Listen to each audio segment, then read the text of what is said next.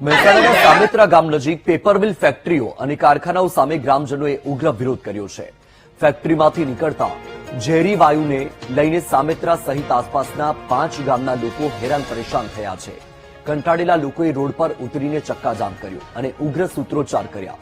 ગ્રામજનોનો આક્ષેપ છે કે કારખાના અને ફેક્ટરીઓમાંથી સતત ઝેરી વાયુ બહાર નીકળે છે, જેથી ગ્રામજનોને આંખ, નાક અને ગળામાં બળતરાની સમસ્યા રહે છે।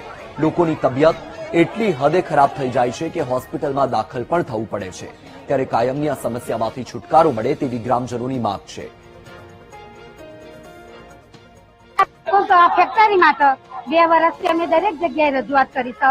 અમારી રજૂઆત કોઈ અધિકારીએ સાંભળી નથી, એટલે અમારા રસ્તા રોકો આંદોલન કરવું પડ્યું છે। સ્કૂલના બાથરૂમમાં ફેક્ટરી, કોઈ શ્વાસ નથી લેતું, બાળકો શાળામાં નથી જઈ શકતો, ગળું બળો ઉલટી થાય, ગર્ભવતી મહિલાઓની તો બીપી વધી જાય, બહુ દુર્ગંધ આવે। એટલે દેવી પૂજકની મહિલાઓનો પણ મૃત્યુ થયું।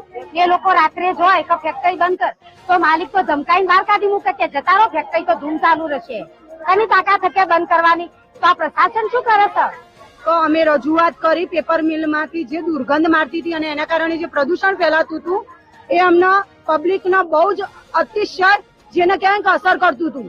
બાળકોના સ્વાસ્થ્ય ઉપર, મોટા લોકોના સ્વાસ્થ્ય ઉપર, ભેંસોના, ઢોર ઢોકર બધાના સ્વાસ્થ્ય ઉપર એક અસર થતી હતી અને એના કારણે